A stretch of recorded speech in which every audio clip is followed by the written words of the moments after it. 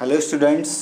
तो आपके सिलेबस में जो चैप्टर चल रहा है बेटा, चैप्टर 7 स्ट्रक्चरल ऑर्गेनाइजेशन इन एनिमल्स, उसी चैप्टर में आपको आगे पढ़ाया जाएगा। इससे पहले हम आपको बता ही चुके हैं एपिथेलियल टिश्यू के बारे में, और कनेक्टिव टिश्यू में दो टाइप्स आपको बता ही दिए गए हैं। वो दो टाइप्स बता दिए गए हैं, कौन से? लूज कनेक्टिव टिश्यू और डेंस कनेक्टिव टिश्यू। ढीले ढाले संयोजी ऊतक और सघन संयोजी ऊतकों के बारे में आपको बता दिया गया है। और कल भी आपको बताया था वैसे थर्ड टाइप के connective tissue, specialised connective tissue के बारे में आपको बताया जा रहा है।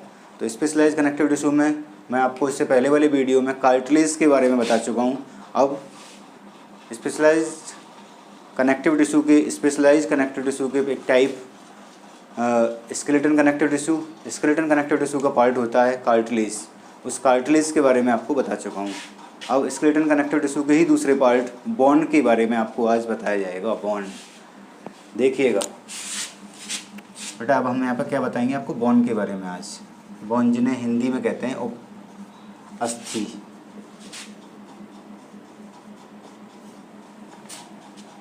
हाँ, बोन या अस्थि के बारे में आपको बताया जाएगा। जैसा कि आप जानते हैं हमारे शरीर का जो स्केलेटन होता है या कंकाल होता है वो बोन्स का ही बना होता है। हमारा फ्रेमवर्क पूरा बोन पर ही डिपेंड होता है। बोन कार्टिलेज की तुलना में हार्ड होती हैं, कार्टिलेज से हार्ड होती हैं और हमारा शरीर को सपोर्ट प्रोवाइड कराती हैं। वो तो आपको पहले ही बता दिया है बेटा, स्केलेटन कनेक्टिव टिश्यू के बारे में जब बताया था तो बेसिक इन्फॉर्मेशन तो वहाँ पे दे दी गई है, लेकिन आगे आप देखिएगा बोन के बारे में यहाँ पर बता रहे हैं आपको। सबसे पहले बेटा बोन को हिंदी में अस्थि कहते हैं। तो study of bone, basic information आपको बता दें पहले बोन से जुड़ी हुई। स्टडी ऑफ बोन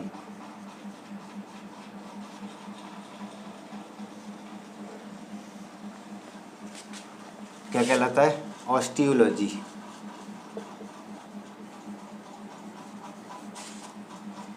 हड्डी का अध्ययन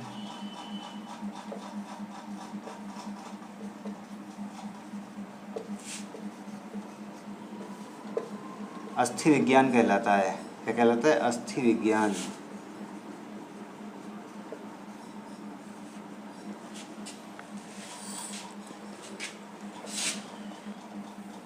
प्रोसेस ऑफ फॉर्मेशन ऑफ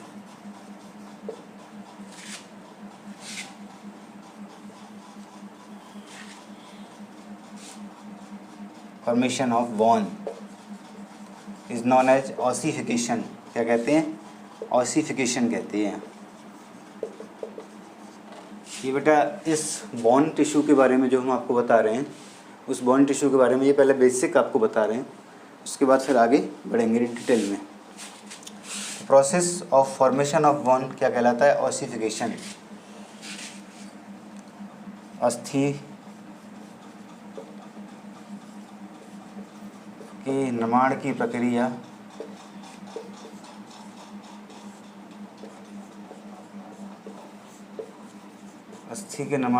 क्या कहलाती है बेटा? अस्थीकरण कहते हैं हिंदी में।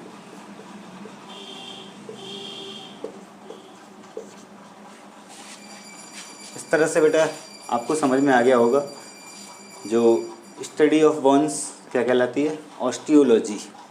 It is also branch of biology. Biology की ही एक ब्रांच है। हड्डी का अध्ययन क्या कहलाएगा? अस्थि विज्ञान। Process of formation of bone क्या कहलाएगा? ऑसिफिकेशन। बोन के बनने की प्रक्रिया, निर्माण की प्रक्रिया क्या कहलाएगी? अस्थीकरण कहलाती है। आपको पहले ही बताया गया है बोन जो होती हैं कार्टिलेज की तुलना में हार्ड होती हैं।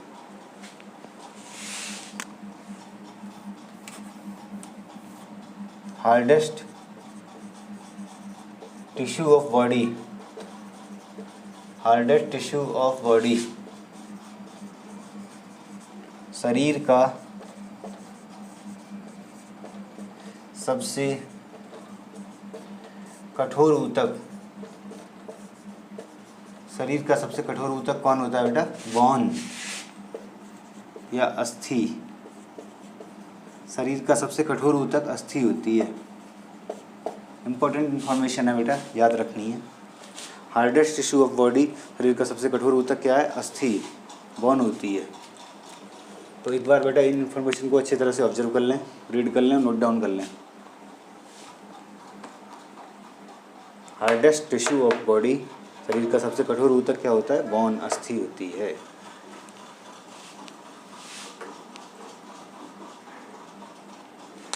समझ गए होंगे, आगे बढ़ते हैं।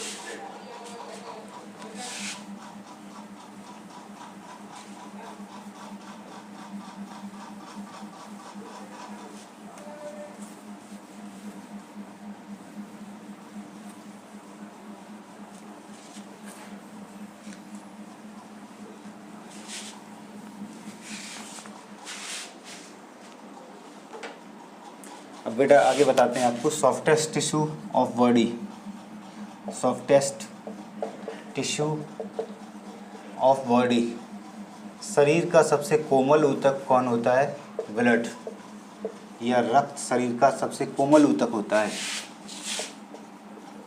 इम्पोर्टेंट इन्फॉर्मेशन है बेटा, ये बायोलॉजी के पॉइंट ऑफ व्यू से तो इन्फॉर्मेशन है ही इम्पोर्टेंट, लेकिन डिफरेंट कम्पिटिटिव एग्जाम्स के लिए भी इम्पोर्टेंट इन्फॉर्मेशन है। डिफरेंट टाइप के कम्पिटिटिव एग्जाम्स में भी इन पॉइंट से जुड़े हुए क्वेश्चन पूछे जाते हैं।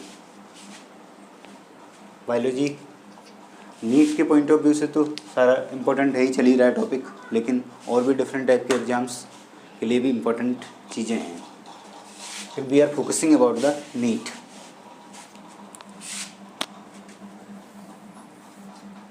तो आपको पता चल गया होगा सॉफ्टेस्ट टिश्यू ऑफ बॉडी क्या है? ब्लड या रक्त होता है। शरीर का सबसे कोमल ऊतक, ये आप बेटा पहले जानते हैं, यहाँ पर मैं आपको बता देता हूँ, वैसे आपको आगे आएगा, यहाँ पर भी बताना जरूरी है। You know this very well, blood is also known as river of life. Blood को जीवन की नदी कहा जाता है। Without blood life can not exist, बिना ब्लड की लाइफ एग्जिस्ट नहीं कर सकती है। Blood is also connective tissue, blood भी एक कनेक्टिव टिश्यू है। इसके बारे में बेटा आपको आगे पढ़ाया जाएगा। Blood is occur in liquid form, liquid form में ब्लड पाया जाता है। सर्कुलेटरी सिस्टम में भी आप पढ़ेंगे ब्लड के बारे में डिटेल में, तो आपको बेटा ये पता चल गया होगा सबसे टिश्यू ऑफ बॉडी कौन सा है बेटा? शरीर का सबसे कोमल ऊतक होता है ब्लड या रक्त। आगे बेटा ध्यान से देखना है। हार्डेस्ट सब्सटेंस ऑफ बॉडी, शरीर का सबसे कठोर पदार्थ कौन सा होता है? बहुत ही इंपॉर्टेंट क्वेश्चन है बेटा, आगे भी ह्यूमन फिजियोलॉजी में भी पढ़ाएंगे। Enamel, enamel is the hardest substance of body. Enamel क्या होती है? हमारे बॉडी की सबसे कठोर पदार्थ होती है enamel. Enamel it is not a tissue, यह टिश्यू नहीं होता है, यह ऊतक नहीं होता है। It substance is secreted by the ameloblast cells that are occur in teeth. दांतों में जो सेल्स पाई जाती हैं एमाइलोब्लास्ट, उनके द्वारा सेक्रेट होता है इनामिल। तो अब इनामिल हार्डेस्ट सब्सटेंस होता है बॉडी का। शरीर का सबसे कठोर पदार्थ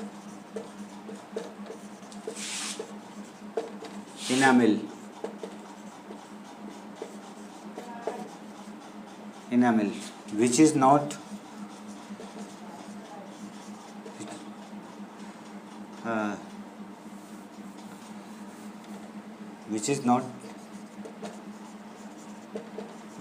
ए टिश्यू, जो एक ऊतक नहीं होता है। That is a substance secreted by the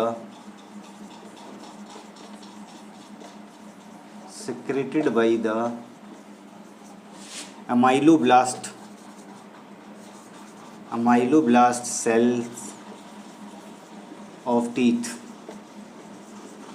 यहाँ पर सुन लें बेटा, टीथ की जो एमाइलोब्लास्ट सेल्स होती हैं उनके द्वारा सिक्रेट होने वाला एक सब्सटेंस होता है। कौन? इनामिल। इनामिल शरीर का सबसे कठोर पदार्थ इनामिल होता है, ये आपको पता चल गया होगा बेटा। अब मैं इसी पॉइंट को यहाँ पे हिंदी में लिख देता हूँ, इससे हिंदी मीडियम के बच्चे इसको अच्छे से लर्न कर लेंगे। देख लीजिए, नोट डाउन कर लें इस पॉइंट को। आगे बढ़ते हैं बेटा।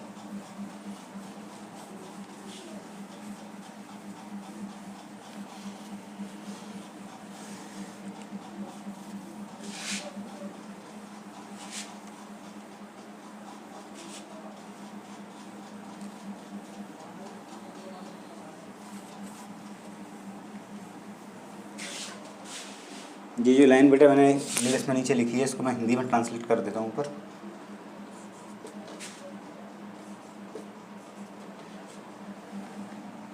जो कि इनामिल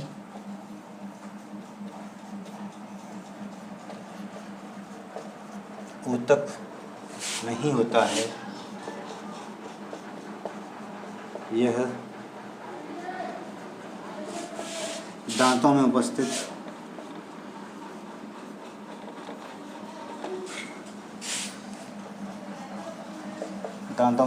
कोशिकाओं एमाइलोब्लास्ट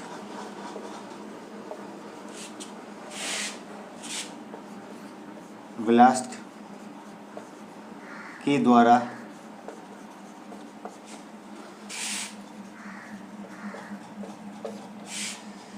स्रावित होता है।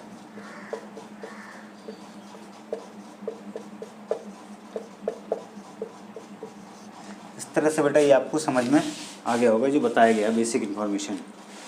अब हम आगे बढ़ते हैं, बॉन के बारे में और डिटेल में चलते हैं बेटा। देख लीजिए बेटा, हिंदी मीडियम के बच्चे अच्छे से देख लें इस लाइन को।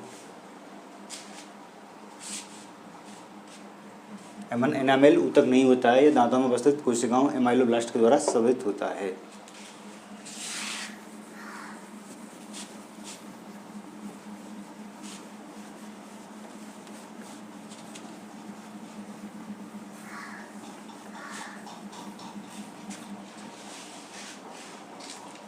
बेटा आपको बॉन के बारे में यहाँ पे हम और डिटेल में बताएंगे। देखिए पहले बेटे एक डायग्राम से बॉन सेल को हम बताते हैं। बॉन्स में जो बॉन सेल कैसे अरेंज होती हैं और क्या क्या स्ट्रक्चर पाई जाती हैं, देखिए अच्छे से।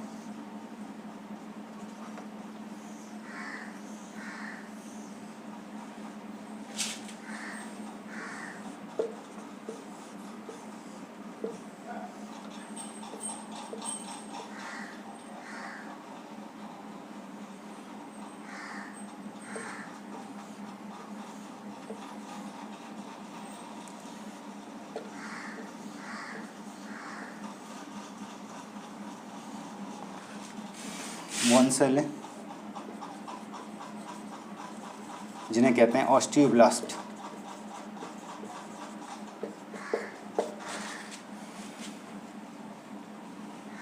बेटा यहाँ पे ये बॉन्स में एक स्ट्रक्चर होती है, इसे कैनालिकुली कहते हैं, कैनालिकुली।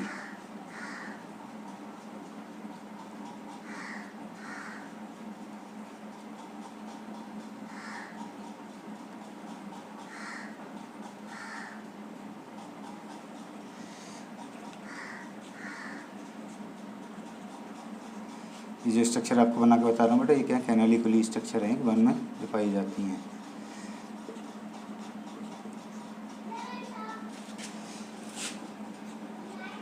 ये बोन का स्ट्रक्चर बना के बेटा बता रहे हैं बोन में कौन कौन से स्ट्रक्चरल पार्ट, कौन कौन से पार्ट होते हैं।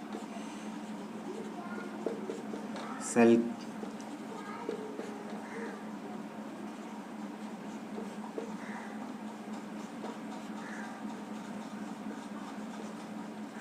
डायग्राम ऑब्जर्व करते रहिए बेटा।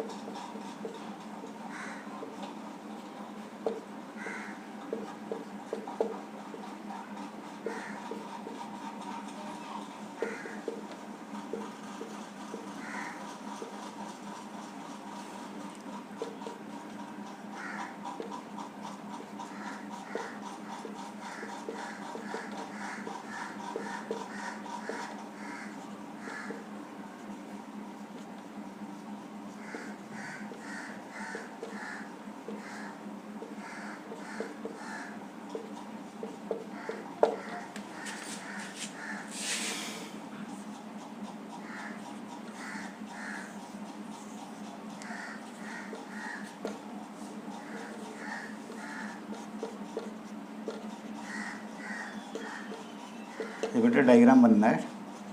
इसमें जो कैनालिकुली नाम की जो एक स्ट्रक्चर होती है इसमें पाई जाती है, उसको मैं इस तरह से बना रहा हूँ आपके सामने। बोन का ही स्ट्रक्चर है बेटा। बोन में जो डिफरेंट पार्ट होते हैं उनको एक्सप्लेन किया गया है इस डायग्राम से थोड़ा।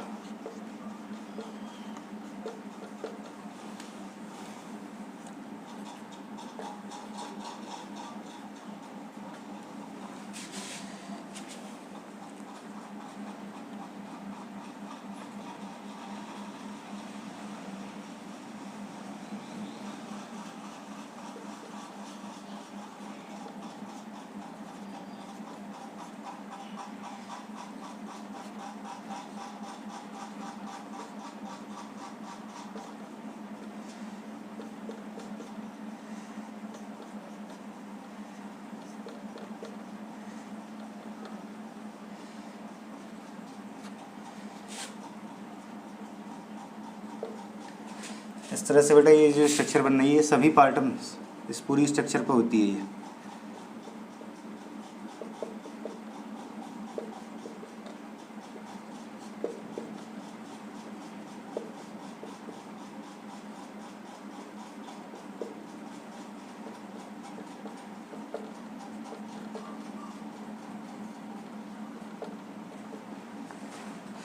इस तरह से बेटा ये डायग्राम समझ लें। ये बोन सेल जिन्हें ऑस्टियोब्लास्ट सेल कहते हैं और इनको कहते हैं कैनालिकुली। ये स्ट्रक्चर जो बन रही है canaliculi.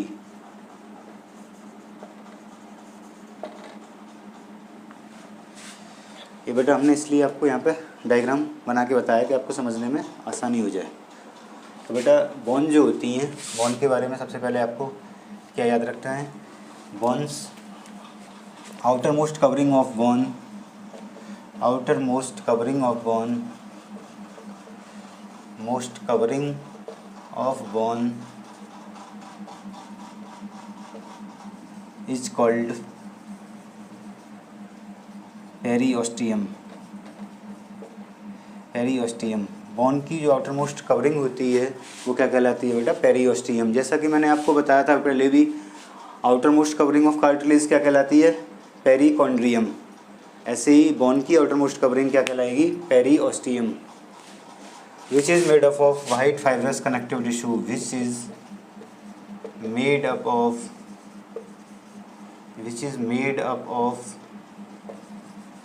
White fibrous connective tissue. White fibrous connective tissue जो किसकी बनी होती है, वाइट फाइब्रस कनेक्टिव टिश्यू की बनी होती है, विच is made up of white fibrous connective tissue. Hindi में लिख देते हैं, बोन की, अस्थि का बाह्यतम आवरण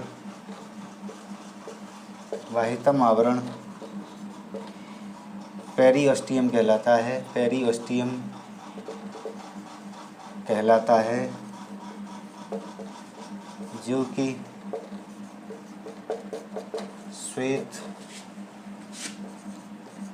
तंतुमय रेशों का बना होता है, श्वेत तंतुमय रेशों का बना होता है।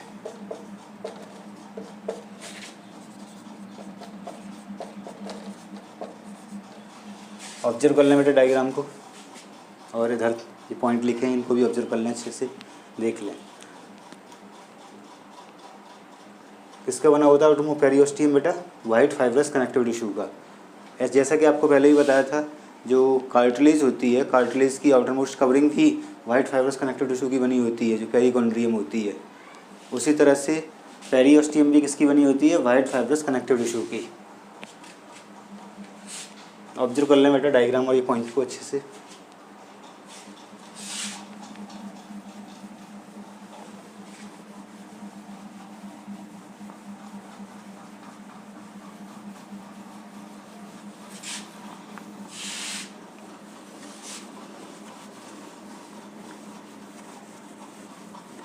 अब बेटा आगे देखना है आपको, इसी टॉपिक से जुड़े हुए points.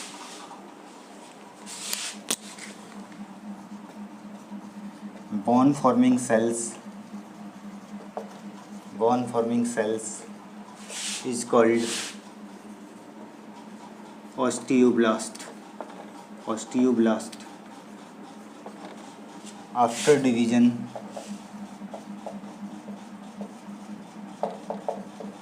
these cells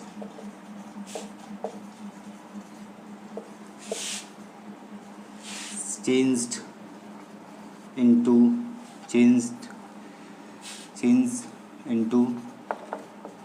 osteocyte.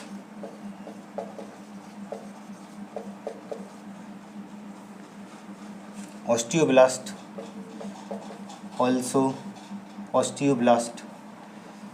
also secrete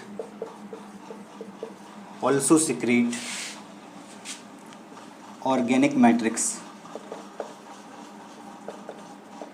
osteoblast organic matrix भी सिक्रेट करती हैं। अस्थि का निर्माण करने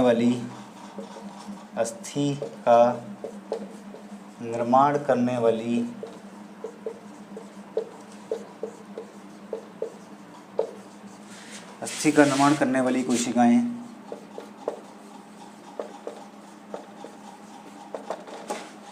ऑस्टियोब्लास्ट कहलाती हैं।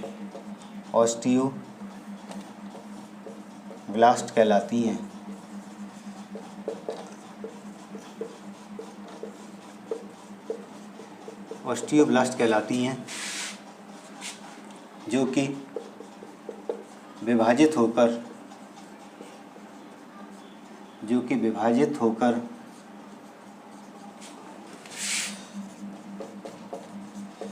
अस्थि की परिपक्व कोशिका या मैच्योर सेल, परिपक्व कोशिका ऑस्टियोसाइट का निर्माण करती हैं। ऑस्टियोसाइट का निर्माण करती हैं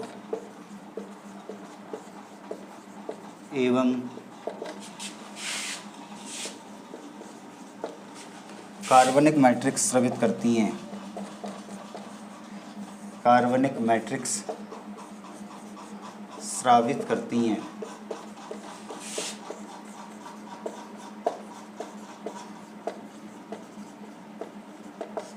देख लें बेटा point, bone forming sales is called osteoblast. जैसे आपको पहले ही बताया था, कार्टिलेज फॉर्मिंग सेल्स कॉन्ड्रोब्लास्ट कहलाती हैं, ऐसे ही बोन फॉर्मिंग सेल्स क्या कहलाती हैं, ऑस्टियोब्लास्ट कहलाती हैं। जैसे कार्टिलेज फॉर्मिंग सेल्स आपको बताई थी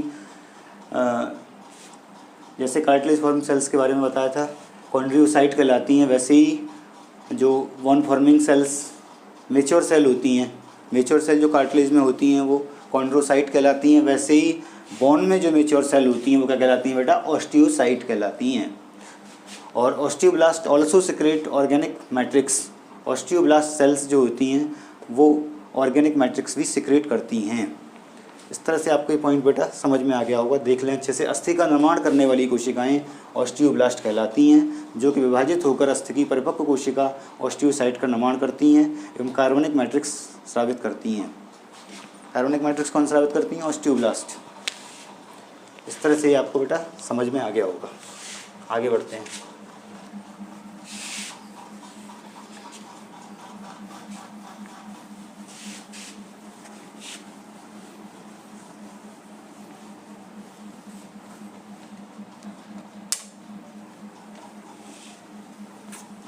बेटा अभी जो आपको बताया गया ऑस्टियोसाइट, जैसे जो कार्टिलेज होती हैं, कार्टिलेज में जो खाली जगह होती है उनको भी लेकुनी कहते हैं, और ऐसे ही बोन में भी खाली जगह होती है उसे भी लेकुनी कहते हैं।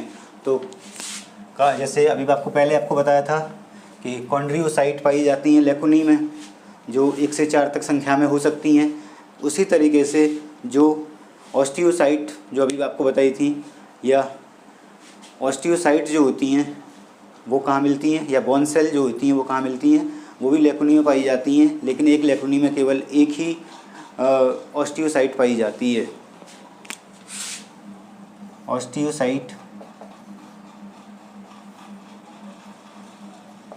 Is also occur in लेकुनी।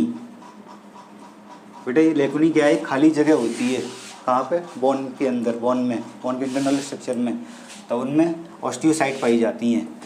तो osteocyte is also occur in lacunae, only one osteocyte is अकर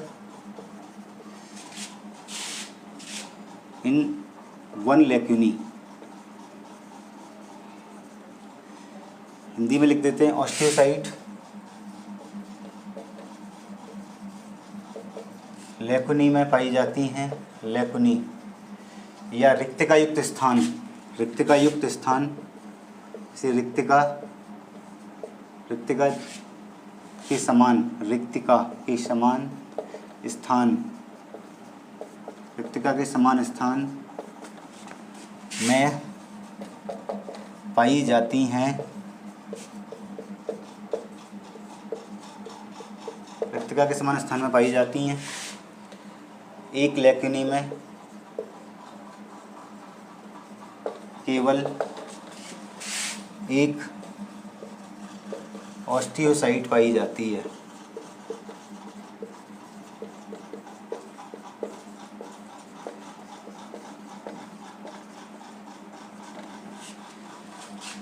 इस तरह से बेटा देख लें, पॉइंट को बोर्ड पर ऑब्जर्व कर लें, क्या मैंने अभी आपको बताया, बता दिया वैसे। अब आगे बढ़ते हैं। ऑस्टियोसाइट कहाँ होती है, लेकुनी में पाई जाती हैं, और एक लेकुनी में केवल एक ही ऑस्टियोसाइट पाई जाती है। लेकुनी क्या होते हैं, खाली जगह होते हैं, जो भी आपको बता दिया बेटा। पॉइंट ये क्लियर हो गया होगा, ऑब्जर्व कर ले अच्छे से।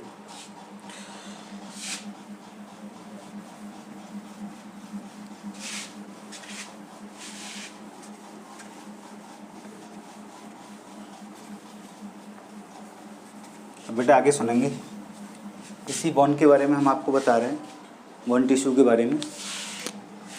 तो बॉन टिश्यू जो टॉपिक चल रहा है उसमें अभी आपको बताया। तो बॉन आगे बढ़ते हैं इसी में, बॉन टिश्यू के बारे में। जो मैट्रिक्स होता है बॉन टिश्यू का, मैट्रिक्स इज हार्ड, कठोर होता है, एंड नॉन प्लीएबल होता है, नॉन प्लीएबल।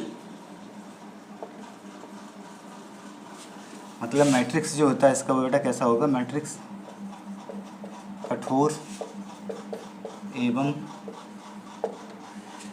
अनम्य होता है।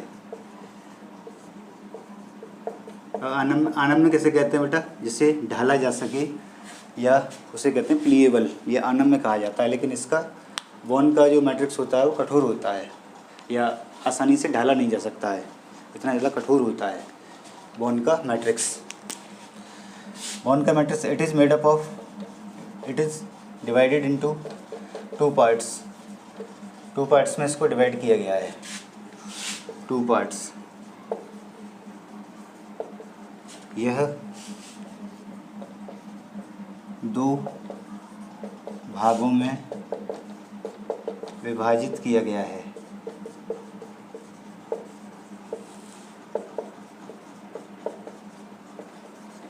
पहला होता है बेटा इनऑर्गेनिक, जिसे हिंदी में कहते हैं कार्बनिक भाग, और दूसरा है ऑर्गेनिक, जिसे हिंदी में कहते हैं कार्बनिक भाग। तो इनऑर्गेनिक पार्ट जो होता है वो 60 से 65% होता है, सॉरी 65 से 65 to 68% होता है।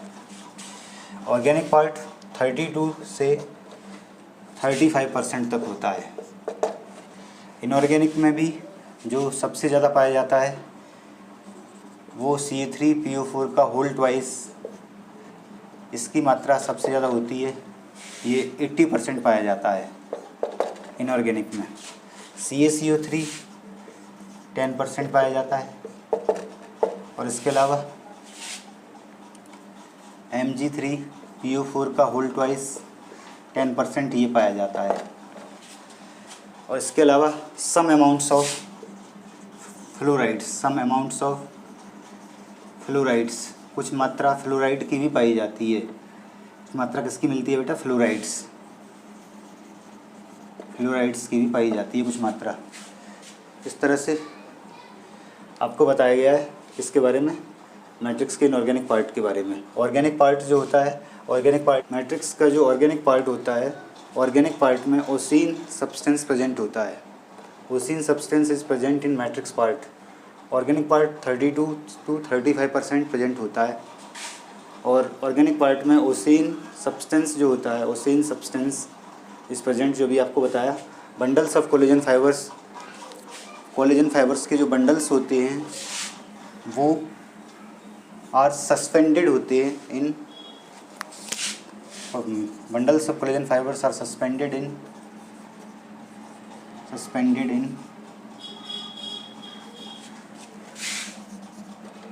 sulfurized mucopolysaccharide.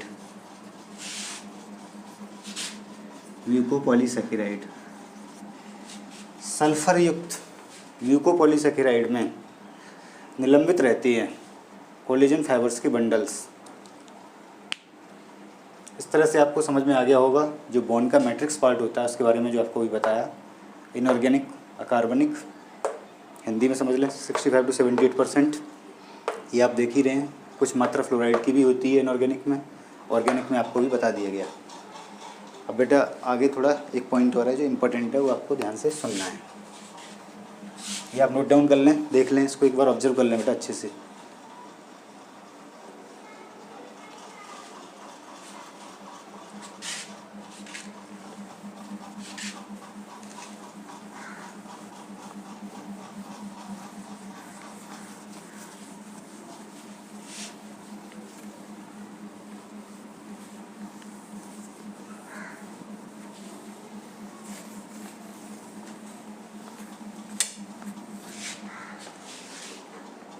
तो बेटा आगे आपको इस टॉपिक को बताते हैं,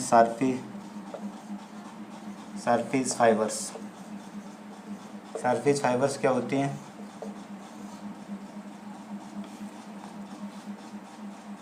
outer layer of matrix has some fibers besides collagen fibers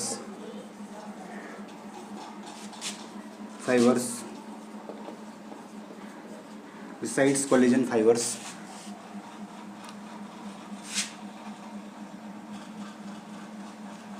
outer layer of matrix has some fibers group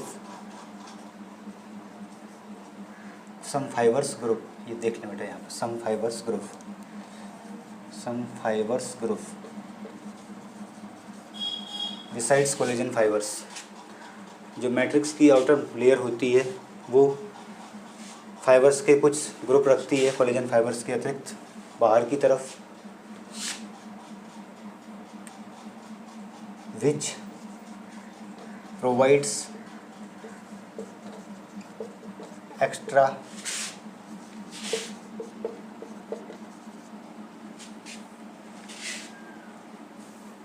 mechanical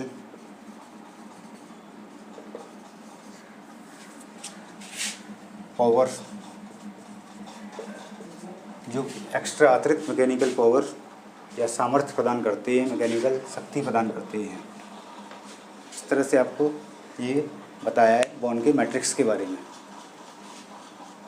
thank you, we will discuss in next class.